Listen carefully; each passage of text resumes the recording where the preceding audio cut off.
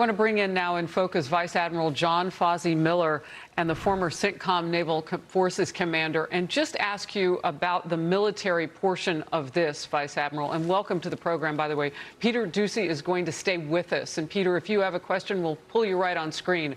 I want to start with how you hold pat now through this deal for 60 days, because we can't just pull our military forces out of there. So what does the mission look like during a potential pause in this for longer?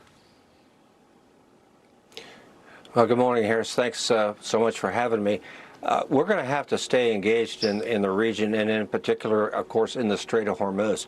And it's during the length of the ceasefire, so for the next 60 days. But then afterwards, I think we'll need to as well. Oddly enough, the Iranian regime has a history, as they get close to a negotiated deal, of behaving in a more belligerent fashion. And we're seeing that right now in the Strait. They've conducted some attacks against shipping. They've conducted some attacks allegedly against U.S.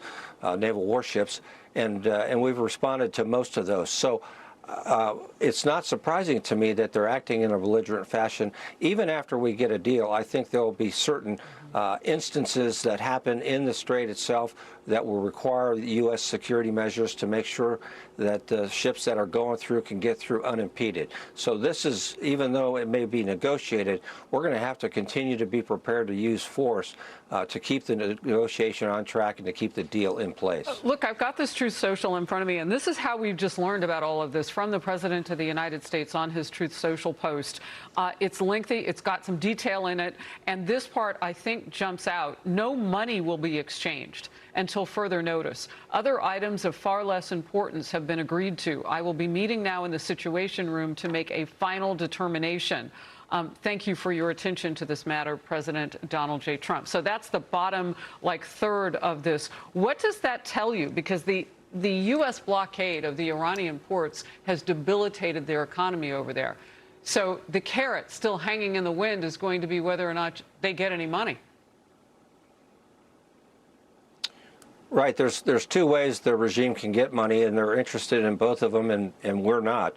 The first, of course, is unfreezing of assets, and I think that's specifically what the president is referring to in the Truth Social post. But in addition to that, it's their ability to export oil, which our blockade is preventing them from doing.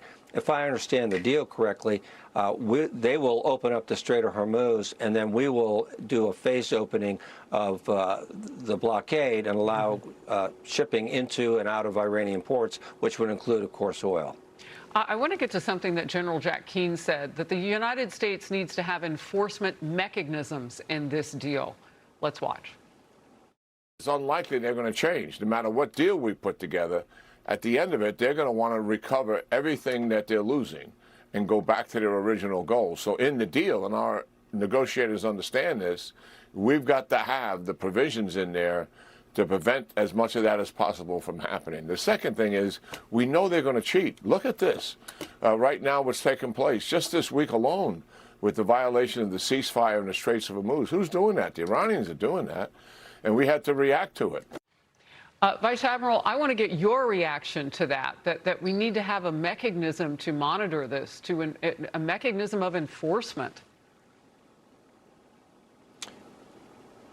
The regime is never to be trusted, and so we have to be prepared, even during the 60-day ceasefire and then beyond that, to maintain the Strait of Hormuz open and free so that shipping can get in and out of the Gulf unimpeded.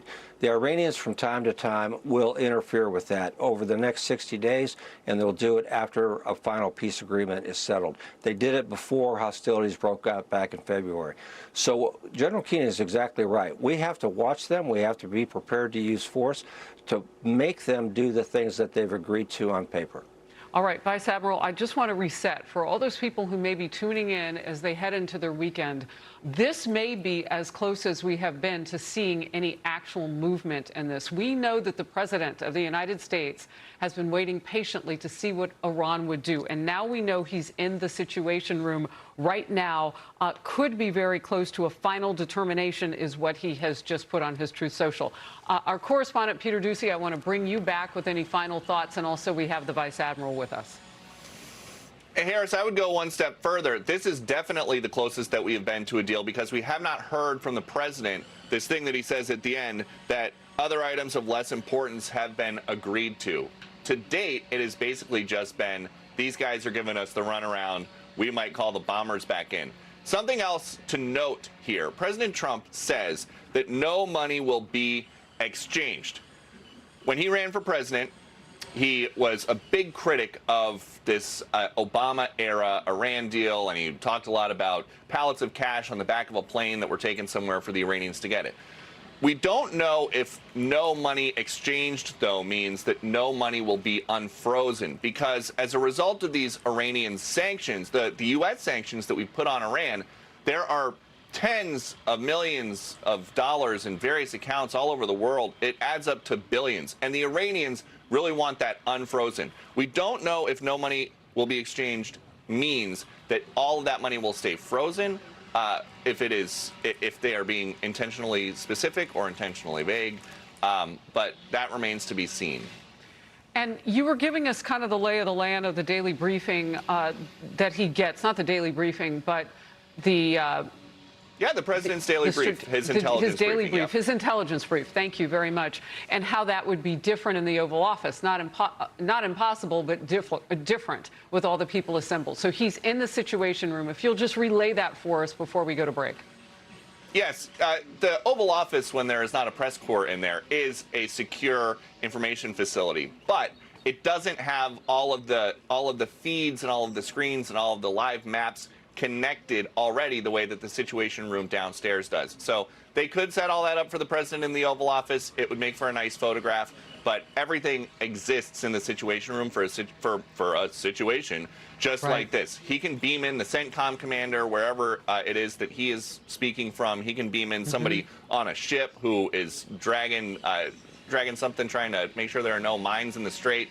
He can beam in J.D. Vance wherever he is. Everybody can be right there. They also have a long table in the Situation Room, and it's right next to where they have some snacks. So, oh my goodness. Okay.